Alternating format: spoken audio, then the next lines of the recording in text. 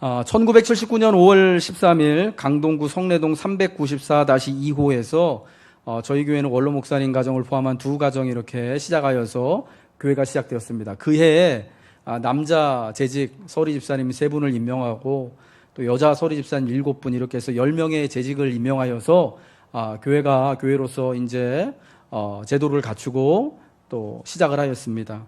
11년간의 성내동 생활을 마치고 1990년 5월 12일 지금은 재건축 중에 있는 둔촌주공 아파트 제1종합 라상가 2층으로 교회가 이전하여서 약 11년의 세월을 보냈고요.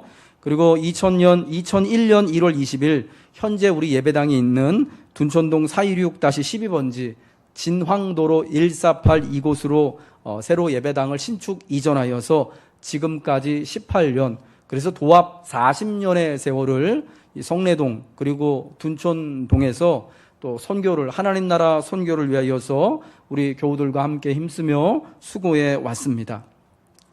10년의 세월이 4번 지난 짧지 않은 세월 동안 지금의 자리까지 특별히 지나온 세월들을 돌아보며 앞으로의 10년 그리고 혹은 50년 그리고 그 이상의 세월들을 교회가 교회로서의 자리를 지키며 역할을 감당하기 위해서 오늘 창립 감사주일 무슨 말씀을 전해야 할까를 고민하다 신명기 1장의 말씀을 같이 듣기로 하였습니다.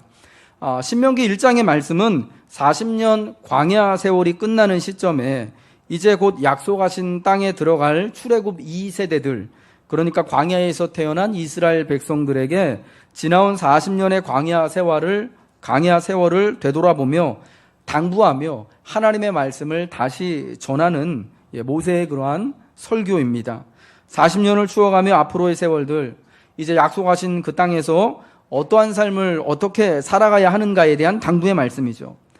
그래서 저는 40년을 지났다라는 것에 대해서 광야 세월 40년을 지난 이스라엘 백성들과 또 광야와 같은 인생의 길을 같이 교회로 걸어온 40년을 이제 기념하는 이날 우리가 신명기의 말씀을 보는 것이 참 유익이 되겠다 싶은 마음이 들었습니다.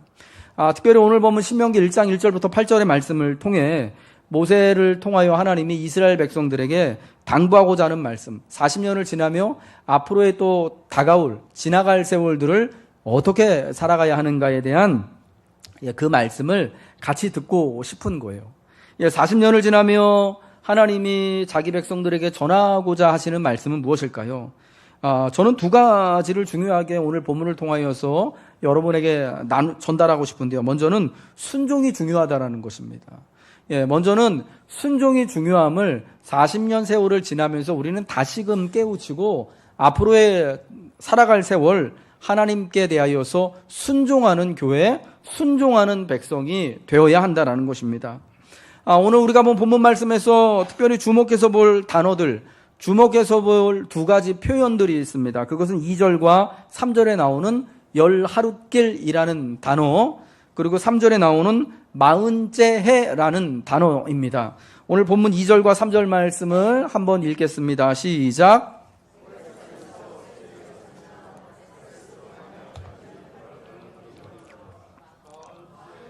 열한째 달 그 달 첫째 날에 모세가 이스라엘 자손에게 여호와께서 그들을 위하여 자기에게 주신 명령을 다 알렸으니. 2절과 3절에 나오는 이 열하룻길 그리고 이 40째 해 열한째 달이라는 표현을 우리는 좀 주목해서 봐야 돼요. 호렙산에서 가데스 바네아까지, 그러니까 이 가나안의 접경에 있는 가데스 바네아까지 거리는 열하룻길이라는 거예요. 이것은 애굽을 나와서 가나안 지경까지의 거리가 그 당시 보통 여행자들이 여행하는 속도로 평균적인 계산으로 10하루, 그러니까 11일이면 닿을 수 있는 거리였다라는 거예요. 그것을 말씀하고 있죠. 그런데 가데스 바네아까지, 그러니까 가나안 접경까지 실제로는 얼마나 걸렸느냐? 3절에 나오는 것처럼 40째 해 하고도 11째 달이 걸렸다라는 거예요. 40년하고도 11개월이 걸려서 가나안 접경 지역에 도착했다라는 것을 말씀을 하는 겁니다. 그럼 신명기에 하나님의 말씀을 모세가 이스라엘 백성들에게 이제 전하면서 다시 한번 그 말씀을 전하면서 첫 번째로 꺼내는 게 뭐냐면, 자, 호렙산부터 하나님의 율법의 말씀을 받은 그 신의 산이라고 불리는 호렙산부터 저 가데스 바네아 가나안 접경까지는 원래가 10하루길이다. 그런데 우리는 40년하고 11개월이 지난 다음에서야 비로소 여기 왔다라고 말하는 것입니다. 10하루면 갈 수 있는 길은 10하루에 가는 것이 좋습니다. 그렇죠.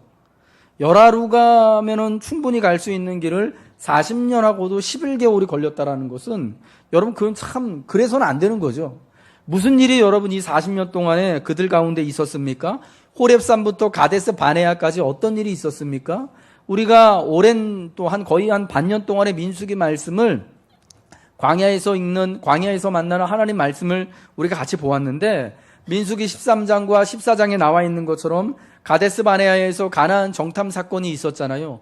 그로 인하여서 이 백성들이 하나님의 약속을 듣지 못하고 원망하죠. 불순종하죠. 반역하고 도로금 자기들이 오랜 세월 동안 노예로 있었던 애굽으로 돌아가고자 합니다. 여러분, 바로 그 정탐 사건으로 인하여서 하나님께서 그들을 벌 주신 거죠. 그들이 입으로 말한 것처럼 그들이 말한 것처럼 그들의 모든 백성들이 이제 이 원망하고 순종하지 못한 자들이 다 광야에서 40년 동안 방랑하다가 죽어갈 것이다 라고 하나님께서 선포하신 거예요. 순종하지 않았던 그 결과로 말미암아서 10하루면 갈 수 있는 바로 그 곳이 원망과 불순종으로 인하여서 순종하지 않음으로 말미암아 어떻게 방랑하고 각오하고 하다 보니까 40년의 세월이 되었던 것입니다. 신명기 말씀을 통해 하나님이 주신 말씀을 백성들에게 다시 한번 모세는 설명합니다. 신명기 1장부터 34장까지가 하나님의 말씀을 호렙산에서 받았던 그 하나님의 말씀을요, 율법을 재차 가르쳐 주는 거예요. 그래서 신명인 거예요. 자, 그런데 이 40년의 세월, 10하루길을 40년 왔다라는 것을 말하면서 우리가 이렇게 오랜 세월 동안 광야, 방랑하는 듯한 이런 40년의 오랜 세월을 걸친 것은 우리가 순종하지 않아서다. 너희가 순종하지 못해서 그랬다라는 것이다. 물론 하나님은 그래서 40년간 광야를 지나오며 순종하지 못했던 이들에게 어떻게 하면 하나님께 순종할 것인가에 대한 길들을 40년 길들을 통하여서 가르쳐 주신 것입니다. 그런데 여러분, 이제 이 40년을 지나고 이제 가나안 지경을 들어가야 되는 새로운 시대를 살아가야 되는 백성들에게 하나님은 이 이야기를 꺼내면서 지금 뭘 강조하고 계시는 겁니까? 40년 동안 순종하지 못해가지고, 온전한 순종하지 못해가지고 이러한 어려움을 겪었던 것을 기억하면서 저 이제 가나안에 들어가서 살 새로운 시대에는 하나님께 대하여서 처음 가장 중요한 것이 바로 순종이다라는 것을 가르쳐 주시는 것 아니겠습니까? 40년 세월을 마치고 나서 이제 가나안에 들어가서 제일 중요한 게 뭐냐? 전쟁 연습하는 것도 아니고 농사 연습하는 것도 아니고 바로 하나님의 모든 말씀에 순종하는 거다. 온전한 순종을 드려야 하는 것이다 라는 것을 말씀하는 거잖아요.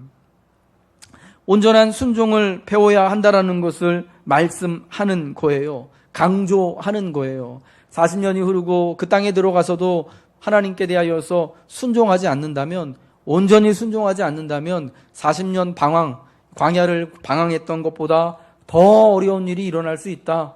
그러나 온전히 하나님께 순종한다면 이제 하나님이 약속하신 그 모든 것들을 영광 중에 소망 중에 누리게 될 것을 약속해 주시는 거죠. 말씀해 주시는 거죠. 특별히 온전한 순종을 드릴 것을 말씀하는 겁니다. 온전한 순종이라는 것은 뭐냐? 두 가지를 기억하시면 됩니다. 첫 번째, 하나님의 모든 말씀하시는 것에 다 순종하는 거예요. 하나님이 10개를 말씀하시면은 10계명에 10가지의 그 계명을 주셨다면은 1번부터 10번까지 다 우리가 다 순종하는 거예요. 아멘하는 것입니다. 그 중에 5개는 순종했는데, 그러나 5개는 내가 능력이 안 돼서 순종하지 못했어요. 여러분, 이건 순종한 거예요? 안 한 거예요? 못한 거죠. 하나님, 제가 5개는 순종했는데 5개는 순종하지 못했습니다. 하나님 앞에 혹은 내가 하나님 제가 8개는 순종했는데 딱 2개만 못했습니다. 여러분 하나님이 보시기에 이거는 순종한 걸까요? 순종하지 않은 걸까요? 예, 미안하지만 죄송하지만 순종하지 않은 것이 되는 것이죠. 여러분 온전한 순종은 뭐냐면 하나님이 내게 주시는 모든 것에 대하여서 약속하시고 말씀하시는 명령하시는 모든 것에 대하여서 내 뜻을 꺾고 따라가는 거예요. 순종하는 거예요. 내가 지금 능력이 안 되는 것일지라도 내가 이해가 안 되는 것일지라도 내 능력 밖에 일일지라도 내가 어떻게 이런 것을 해? 이건 지금 시대의 문화하고 가르침하고 맞지 않는데 라고 하는 것일지라도 하나님이 말씀하시는 거다라면 지금 당장 내가 이해가 안 되고 따라가기가 벅차더라도 순종하는 것이 온전한 순종이다라는 것입니다. 또한 이 온전한 순종이라는 건요, 내가 그래서 원치 않는 것조차도 하나님이 말씀하신다면 따라가는 게 순종인데요. 특별히 순종에는요, 적절한 시기가 있다라는 것을 여러분 꼭 기억하시기 바랍니다. 적절한 시기요. 가데스 바네아에서 이 하나님의 준엄한 꾸짖음과 심판의 말씀을 듣고 백성들이 엉엉 울며 회개하거든요. 하나님, 우리가 잘못했습니다. 우리가 이제는 하나님의 말씀처럼 정말 저 가나안 산지로 올라가겠습니다 라고 합니다. 근데 여러분 그때는 하나님이 모세를 통해서 뭐라고 말씀하셨냐면은, 야, 너희가 이제 내게 반역하고 순종하지 못했기 때문에 너희는 지금 당장 저 가나안 땅으로 올라가면 안 된다. 그러니까 길을 우회해가지고 다시 오던 길로 돌아가라, 광야로 들어가라 라고 말씀하셨던 때입니다. 근데 백성들이 하나님 앞에 회개하고 엉엉 울면서 우는 것까지는 좋았는데 그 다음에 뭐라 그러냐면, 우리가 산지로 올라가겠습니다 라고 막 모세가 말리는데도 이스라엘 백성들이요 산지로 올라갑니다. 그래서 어떤 일이 벌어집니까? 거기서 산지에 살고 있는 가나안 사람들한테 왕창 패해가지고 많은 이스라엘 백성들이 죽임을 당하고 도로 광야로 쫓겨 들어오게 되는 거였습니다. 여러분 순종에도요, 시기가 중요한 거였다라는 거죠. 하나님이 그 적절하게 말씀하셨던 그 시기에 자 이제 정탐하고 와서 올라가자라고 할 때 올라갔어야지. 이제는 안 되겠다. 도로 들어가라. 도로 광야로 돌아가라 라고 하셨을 때는요, 다시 광야로 돌아가야 되죠. 하나님, 우리가 잘못했으니까 올라가겠습니다 라고 했다가 큰일이 나게 되는 것입니다. 여러분, 하나님께서 우리에게 순종을 요구하실 때, 요구하시는 그때 그 순간에 내가 잘 준비가 되어 있지 않을 수도 있어요. 그때는 내가 아직 믿음이 작은 것 같고, 그때는 내 능력으로 하나님이 말씀하시는 것 못할 것 같을 수도 있습니다. 여러분 그래도 하나님은 순종하라고 요구하시는 거예요. 여러분 그래도 불구하고 순종하시길 바랍니다. 하나님이 할 수 있는 힘과 할 수 있는 지혜와 은혜를 베풀어 주실 것입니다. 아멘이죠. 예. 하나님, 제가 지금 당장은 준비가 안 됐으니까 제가 조금 더 시간적인 여유가 있을 때 하겠습니다. 하나님, 아직은 우리 아이들 키우는데 바쁘고요.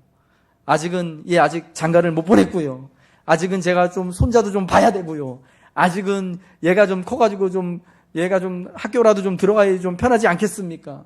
여러분 이러면은 우리는요 언제고 하나님 앞에 순종할 수 없고 그 타이밍을 놓치게 된다는 것입니다. 모세가 이 10하룻길과 40째 해 40년이라는 것을 통하여서 우리에게 강조하는 건 뭐냐? 앞으로 지나온 40년을 보며 앞으로 살아갈 그날에 제일 중요한 게 하나님께 완전히 순종하는 거다. 내가 하고 싶지 않은 것도 내 능력으로 감당할 수 없는 것도 하나님이 말하시는 그때에 온전히 순종하는 여러분 되시기를 주님의 이름으로 축복합니다. 두 번째, 40년을 지나면서 하나님 우리에게 당부해 주시고자 하신 말씀은 뭐냐? 무엇보다 주의 말씀을 인생의 반석으로 삼아야 한다라는 것입니다. 순종. 여러분 하나님께 순종하는 것이 여러분 무엇일까요? 하나님께 순종하는 것을 여러분 무엇으로 우리가 나는 하나님께 순종한다라고 여러분 우리가 그렇게 고백하고 증거할 수 있을까요? 하나님의 말씀에 대하여서 순종하는 거예요.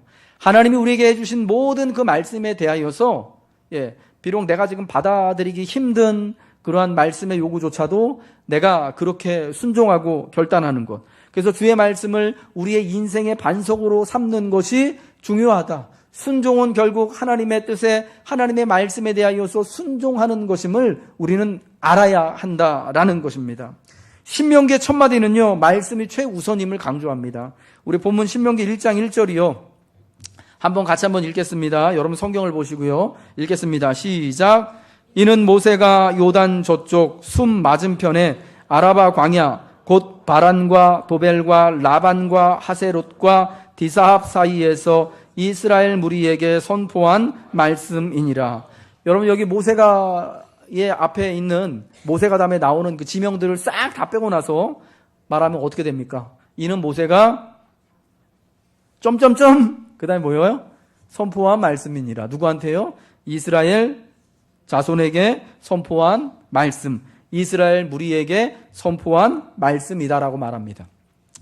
신명기 1장부터 34장은요, 전체가 하나님이 모세를 통하여서 이 모압 평지에 이제 가나안 지경에 모여 있는 이스라엘 백성들에게 설교한 거예요. 말씀을 전하는 거예요. 다시 한번 옛날 40년 전에 호렙산, 신의 산이라고 불리는 호렙산에서 하나님이 주셨던 그 말씀을 40년이 지난 후에 이 가나안 지경에 있는 이스라엘 백성들에게 재차 전달해 주신 거예요. 여러분 이게 되게 중요한 건데요. 지금은 어느 때냐면은 가나안 지경에서 이제 막 가나안을 넘어서 가나안, 약속하신 가나안 땅을 이스라엘 백성들이 받아야 하는 그런 때입니다. 가나안 정복 전쟁을 앞두고 있는 때입니다. 여러분 제일 중요한 게 뭘까요? 예. 지난 금요일 날 우리 박종호 목사님이 설교하면서 저 그 말씀을 듣고 되게 진짜 저 설교는 정말 탁월하다 싶었던 게, 참 은혜 받았다 싶었던 게 있는데 뭐냐면은, 여러분 이스라엘 백성들이 애굽 나와가지고 이제 광야 생활하면서 살아가면서 사실은 그 사람들이 뭐 하는 사람들이었습니까? 예? 예. 이 사람들이 사실은 노예였어요. 그래가지고 주로 이제 주 일 하는 게 뭐였냐면, 목축 하는 거나, 그리고, 우리, 출애굽기 맨 처음에 보면 알지만은, 애굽에서 뭐 했습니까? 벽돌 만들었어요, 열심히. 쇠가 빠지도록 막 벽돌 만드는 사람들이었습니다. 그러니까 사실은 가나안 정복 전쟁, 이제 가나안에 들어가면서 제일 중요하게 여길 수 있는 전쟁하는 기술이나, 그리고 이제 그 땅을 이제 차지한 다음에, 농사 져야 되잖아요, 거기서. 이런 거 사실은 다 문외한들이에요. 잘 모르는 사람들이에요. 예. 그때 이제 금요일에 이제 박종 목사님 이 부분을 이제 이야기를 하더라고요. 그래서 제가 진짜 정말 그렇구나 싶은 그런 마음이 들었는데, 농사도 잘 몰라요. 전쟁하는 것도 잘 몰라요. 그러면 여러분 바로 이제 코앞에 두고 가서 가나안 들어가야 되는데, 가면 싸움도 해야 되고 정복도 해야 되고, 그 다음에는 거기서 이제 농사 짓고 포도 농사도 짓고 벼농사도 짓고 뭐 해야 될 거 아닙니까? 그럼 진짜 중요한 게 뭐예요? 그런 것들이잖아요, 우리가 볼 때는. 그죠? 예, 여러분 그래서 애들 진짜 죽기 살기로 공부시키는 거 아닙니까? 12년씩 10년씩 그 이상씩. 예, 사회 나가서 먹고 살아갈 준비를 시키는 거잖아요. 이런 준비를 사실은 거기서 해야 되는데 그런 거 하나도 안 하고요. 예, 정말 필요한 거 우리가 봤을 때, 세상이 봤을 때는 필요한 거 안 하고 하나님 말씀을 다시 가르친 거예요. 선포한 거예요. 왜 그럴까요? 지금 전쟁하는 것보다, 군사 기술 가르쳐 주는 것보다, 농사 기술 가르쳐 주는 것보다, 저 땅의 어떤 기후나 토양이나 제2외국어 가르쳐 주는 것보다 뭐가 더 중요하다고요? 하나님 말씀을 다시 듣고 다시 배우는 게 중요하다는 것을 보여주는 거예요. 여러분 그게 신명기 1장부터 34장까지의 전체 메시지인 거예요. 그런데 여러분 이 말씀이 정말 중요한데, 특히 저는 여기서 주목해주고 보고 싶은 게 뭐냐면, 특히 주님의 말씀을 전달하는 형식이다라는 거예요. 말씀을 배우는 형식을 우리가 주목해서 봐야 되는 거예요. 모세를 통해 자기 백성들에게 하나님께서 그분의 말씀을 전달하는 형식은 여기서 뭐냐면 선포래요. 선포. 이는 모세가 무슨 말씀이라고요? 선포한 말씀이래요. 선포한 말씀이 뭐냐면 쉽게 말해서 간단하게 설교였다라는 거예요. 설교. 하나님의 말씀이 어떠한 형식으로 전달되어지냐? 선포를 통하여서. 하나님께서 스피커로 정하신 모세를 통하여서 말씀을 선포케 하신 거예요. 다 이스라엘 백성들을요, 어린아이에서부터 남자, 여자, 노년, 이르기까지 다 한 자리에 모압 평지에 딱 모아놓고 거기서 모세가 하나님 말씀을 선포, 즉 설교했다라는 거예요. 그 설교하는, 선포하는 말씀을 통하여서 이제 40년을 지나면서 이스라엘 백성들이 하나님의 말씀을 듣고 하나님의 말씀을 붙들고 가나안 지경을 넘어갈 용기와 힘을 얻은 거예요. 아멘이죠? 네. 여러분 오늘날도요, 하나님께서 여러 가지 방식으로 주님의 말씀과 진리를 우리에게 전달해 주십니다. 때로는 우리 목장이나 또 구역과 같은 소그룹을 통해서요, 제자훈련과 같은 양육의 방법을 통하여서, 또 토론의 방법을 통하여서, 책을 통하여서, 그리고 인터넷이나 방송과 같은 또 설교 방송들을 통하여서 주의 진리와 말씀을 전달해 주십니다. 이러한 방식 가운데서도 하나님 우리에게 전해주시는 은혜가 있어요. 말씀을 깨우치게 하십니다. 그러나 이러한 방식들 중에서 하나님이 정하신 가장 효율적이고 가장 오래되고 가장 능력 있는 하나님의 말씀을 우리에게 전달해주고 은혜를 끼치는 수단이 뭐냐? 바로 선포, 설교라는 형식의 선포라는 거예요. 여러분, 설교는요, 설교자가 자기가 원하고 싶어서 내가 전달하고 싶은 말씀을 내가 전하고 싶은 대로 내 마음에다가 말씀을 맞춰가지고 본문을 택해서 전하는 게 설교가 아니라, 비록 내가 선택하지 않은 말씀, 내가 원하지 않은 말씀이지만 그러나 하나님께서 택하여 주신 그 말씀을 선포라는 형식으로 전달하는 것이 설교라는 거예요. 그래서 여러분, 설교자들에게는 어떤 부담이 있냐면요, 저와 같은 설교자에게 어떤 부담이 있냐면, 하나님의 이 말씀이요, 여러분 주의 말씀을 지난주에도 듣고 오늘도 듣지만 어떻습니까? 말씀을 듣고 부담감이 여러분 오시나요? 당혹감이 오시나요, 혹시? 나 저렇게 살아야 되는데 못하는 나에 대해서 여러분 좌절되지 않으시나요? 내가 언제쯤이면 저런 경지에 다다를까? 여러분 이런 마음 드시죠? 그 자연스러운 거예요. 설교자도 똑같아요. 어떤 경우에는요, 설교자가 설교하면서 정말 부담스러울 때가 있는데 어떤 때냐?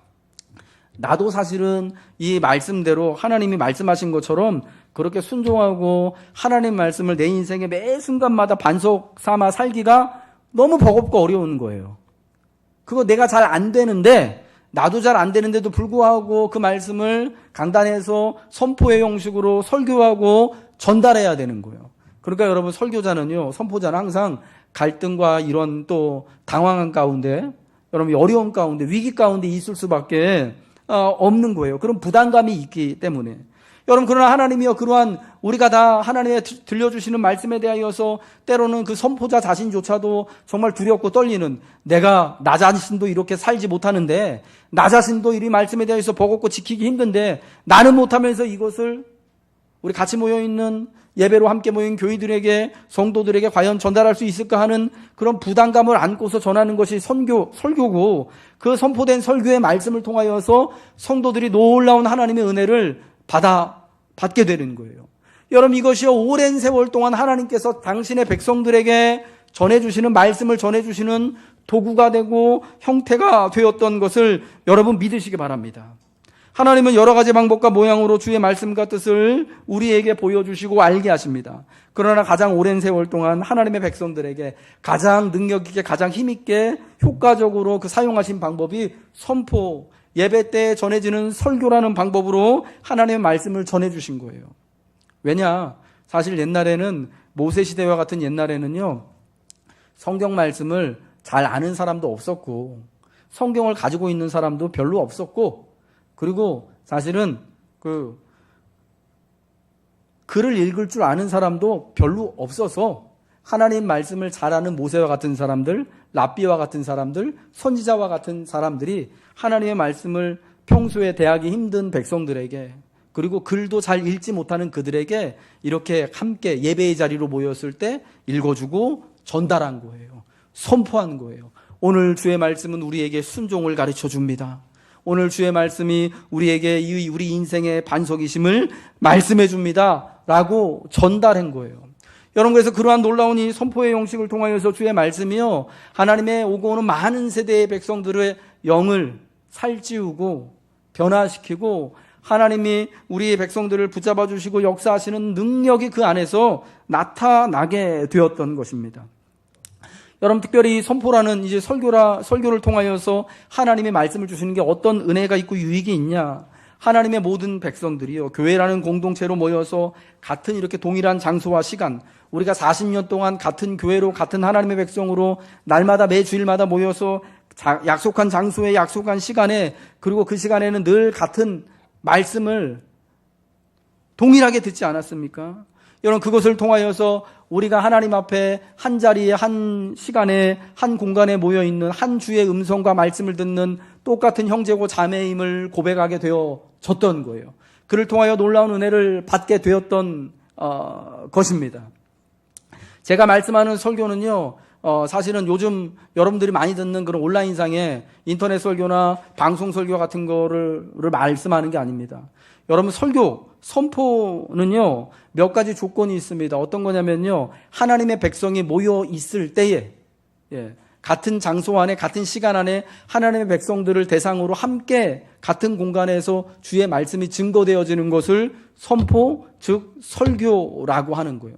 공간이 있어야 되고요. 동일한 장소가 있어야 되고요. 같은 하나님의 백성들이 같은 장소에 같이 다 앉아 있어야 하는 거예요. 여기 우리 이 자리에 함께 앉아 있는 우리 녹음교회 교우들요. 우리가 다 나이가 다 다르고요. 우리의 삶의 자리가 다 다릅니다. 하나님의 말씀을 듣는 데 있어서 이해하는 것도 다 달라요. 새 가족들이 있고요. 오래된 분들이 있고 또 하나님 말씀에 대해서 나는 100이면 뭐 89까지 이해하시는 분이 있다면 한 45까지만 이해하시는 분도 있습니다. 여러분, 근데 이 선포되는 말씀은요, 그런 거를 뭐 다 맞춰가지고 가지가 않잖아요? 그냥 똑같이 동일하게 선포되지 않습니까? 근데 기가 막히게 중요한 건, 정말 희한한 건 뭐냐면요, 그 말씀이요, 여기 앉아있는, 한 사람 한 사람한테 다 일일이 뭐 맞춤식으로 선포가 되어지지 않더라도 그 말씀을 받아듣는 개개인에게요, 그들이 믿음으로 그 말씀을 붙잡을 때 하나님의 놀라운 역사가 그 안에서 각각의 성도들에게요, 일어나게 냈다는 거예요. 여러분, 역사하게 된다라는 것입니다. 그러면 여러분, 우리가 주의 말씀을 우리가 특별히 인생의 반석, 우리 교회의 반석, 우리가 세워질 반석으로 삼아야 되는데, 특별히 우리가 교회로 모이면서 함께 이 선포된 말씀을 듣기를 여러분 힘써야 할 줄로 믿습니다. 그러기 위해서 여러분, 우리의 공예배 시간, 우리가 교회로 함께 모이는 이 자리를, 성도가 함께 모여 하나님의 말씀을 듣는 자리를 정말 중요하게 여겨야 되는 거예요. 오늘 이런저런 사정으로 예배 드리지 못하면 우리 교회 홈페이지 들어가면은 또 목사님 설교도 있고 그거 들으면 되지 뭐. 저기 또 훌륭한 목사님들, 내가 필요하고 원할 때 이렇게 뭐 짝있기로 요즘 들으면 되지 뭐. 요즘에 뭐 5분 영상도 있고 3분 영상도 있고 뭐 1분 메시지도 있고 뭐 되게 좋은데 뭐. 여러분, 그런 건 사실은요, 하나님이 정하신 설교 방법이 아닌 거예요. 그냥 우리 편하라고 한 것뿐이죠. 물론 거기에도 여러분 유익이 있습니다. 그러나 하나님께서 정말 각 사람을 하나님 앞에서 완전한 자로 세우도록 하시는 그 놀라운 하나님 말씀의 은혜는 여러분 오랜 세월 동안 선포의 형식을 통하여서, 설교를 통하여서 여러분 우리에게 주어졌다는 겁니다. 여러분의 믿음이 지금까지 어떻게 성장하고 자라왔습니까? 여러분의 신앙을 위하여서 정말 유익을 주었던 것들이 정말 많이 있을 겁니다. 그래 여러분, 그 중에 여러분 5할 이상은 사실은 이 함께 모인 예배 자리를 통하여서, 여러분의 목사님을 통하여서, 원로 목사님을 통하여서 지난 36년 동안 들어왔던 그 말씀을 통해서 여러분 믿음이 자란 거 아니었겠습니까? 우리 같이 공예배 시간에 선포된 그 말씀을 통하여서 내 심령이 깨지고 내 삶에 하나님의 은혜가 임한 줄 믿으시기 바랍니다. 그럼 여러분, 설교의 말씀을, 선포된 말씀이 듣는 현장을 여러분 꼭 지키시기 바랍니다. 또한 설교자와 온전한 연합을 이루시기를, 설교자와 함께 좋은 믿음의 관계를 이루시기를 주님의 이름으로 또한 부탁드립니다. 목사인 저와 선포자인 저와 여러분 좋은 관계, 정말 은혜로운 관계가 되어져야 하는 거예요. 물론 서로 좀 마음에 안 들 때도 있고요, 갈등할 때도 분명히 있을 겁니다. 여러분, 근데 그때면 여러분 어떻습니까? 주일날 나와서 예배를 드려도 말씀이 잘 들어오지 않아요. 어떤 사람에게는 굉장히 은혜롭고 귀하고 정말 꿀송이 같이 들리는 그 말씀이 내게는 정말 쓴맛처럼 느껴질 때가 있어요. 아무리 훌륭한 말씀을 증거해도요, 그게 들어오지가 않는 거예요. 왜요? 선포자하고 좀 내 마음에 뭔가 짐이 있으면은, 갈등하는 거나 마음에 안 드는 것이 있으면은 이게 은혜가 되어지지 않는 거예요. 그러면 여러분, 여러분의 설교자를 위해서, 선포자를 위하여서 늘 여러분 기도하시기를 주님의 이름으로 부탁드립니다. 우리 서로가 정말 친밀하고 정말 이 목자와 양의 그러한 아름다운 관계가 될 수 있도록, 또한 힘써서 또한 할 수 있으면 여러분 교제해 주시길 바라요.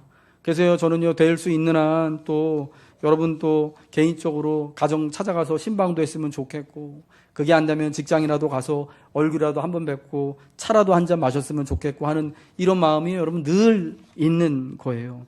가까이, 여러분 목회자와 가까이 주의 말씀을 전달하는 자와 가까이 하여서 여러분 정말 친밀한 사이가 되어지면요, 주의 말씀이 선포되어지는 그 자리가 정말 나를 위한 복된 자리가 될 줄로 믿습니다.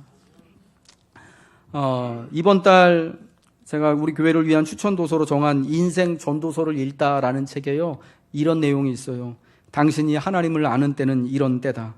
가끔 하나님의 말씀이 당신의 교만을 낮추고 당신을 눈물 흘리게 만들 때, 당신의 기대를 뒤집을 때, 당신의 우선순위를 뒤바꿀 때, 당신의 행동에 맞설 때, 당신의 생각에 도전할 때, 당신이 하나님을 아는 때는 이런 때다. 선포되어지는 말씀을 통하여서 우리 마음속에 하나님이 그 말씀으로 나를 눈물 흘리게 만들고 내 기대를 뒤집고 내 우선순위를 뒤바꾸고자 하실 때, 내 행동에 맞서고 내 생각에 하나님의 말씀이 도전할 때, 여러분 그때가 바로 우리가 하나님을 알고 하나님께 가까이 나아가는 여러분 은혜의 때가 되는 줄 믿으시기 바랍니다. 전도서의 마지막 부분은요, 이렇게 말씀하고 있어요. 일의 결국을 다 들었으니 하나님을 경외하고 그의 명령들을 지킬지어다. 이것이 모든 사람의 본분이니라. 하나님을 경외하고 그의 명령들, 그의 말씀을 다 듣고 지키는 거, 이게 우리들의 본분, 우리가 마땅히 해야 할 일들이다라는 거예요. 인생의 오늘을 하나님이 주신 선물로 누리는 그러한 가장 복된 길이다라는 것을 말씀해 주고 있는 겁니다. 사랑하는 성도 여러분, 주의 말씀을 여러분 인생의 반석으로 삼으시길 바랍니다.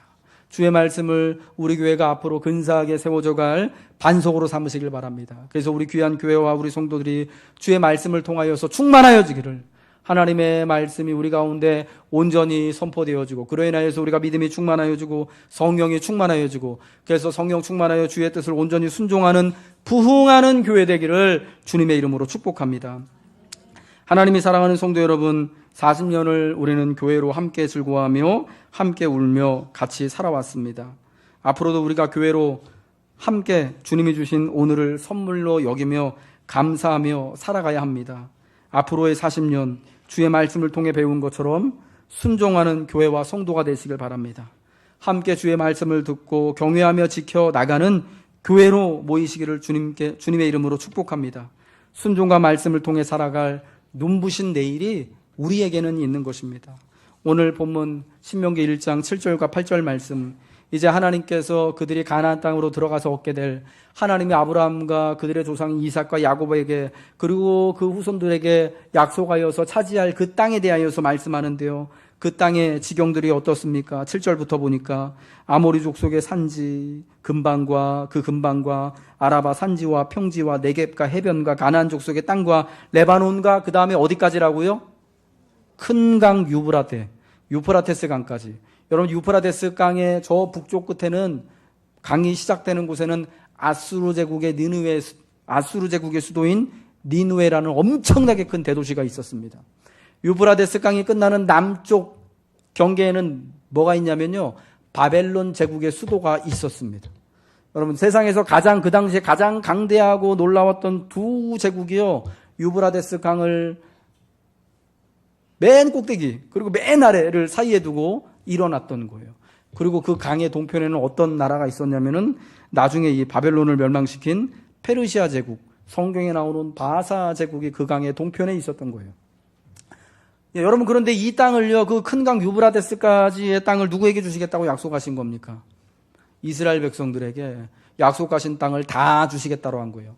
지금 이제 가나안 지경을 넘어서 그 땅에 들어가게 되어지면 그 땅에서 온전히 주님께 온전한 순종을 드리고 주의 말씀을 반석 삼아서 온전히 말씀을 붙들고 살아간다면, 내가 하나님께서 약속하신 것이요, 그들에게 약속하신 땅이요, 고작 팔레스타인 그 가나안 접경뿐만이 아니라 저 큰 강, 저 대해 지중해 바다에서부터 저 유브라데스 강까지 엄청난 이 땅을 다 너희에게 줄 것이다라고 약속하셨습니다. 안타깝고 부끄러운 것은 이스라엘은요, 그 하나님이 약속하신 것을 다 누리지 못했습니다. 오히려 유브라데스 강까지 가서 살긴 했는데 나중에 나라가 망하고 포로로 끌려가서 유브라데스 강 근처에 억지로, 자기 자유의지가 아니라 억지로 끌려가서 거기서 정착하기 싫은 데 가서 살게 됐던 거예요. 하나님은 그렇게 하나님의 뜻을 이루셨는데, 여러분, 그러나 기왕 유브라데스 강까지 가서 살 거면은 우리 두 발로 우리 자유 의지로 가서 내가 기뻐하면서 하나님 내가 저기 가서 내 땅으로 취하면서 살게 하고 가는 게 좋지. 하나님께 불순종하고 반역했다가 여러분 억지로 종이 돼서 노예로 전쟁 포로로 끌려가서 사는 게 좋겠습니까? 여러분 뭘 택하시겠어요? 어떤 식으로 유브라데스 강까지 가서 살겠습니까? 저는 제 발로 가고 싶어요. 저는요, 내가 하나님 앞에 내가 순종할 수 없는 그때에도 정말 순종하기를 바라면서 또 주의 말씀을 제 인생의 반석 삼아서 내 발로 거기까지 가고 싶어요. 하나님이 약속하셨으니까. 여러분, 사랑하는 하나님이 사랑하는 성도 여러분, 순종과 말씀을 통해 살아갈 눈부신 내일이 우리에게 있습니다. 앞으로 살아갈 40년, 이제 지나온 40년을 바라보며 오직 하나님께만 다시금 순종하기를 결단하십시오.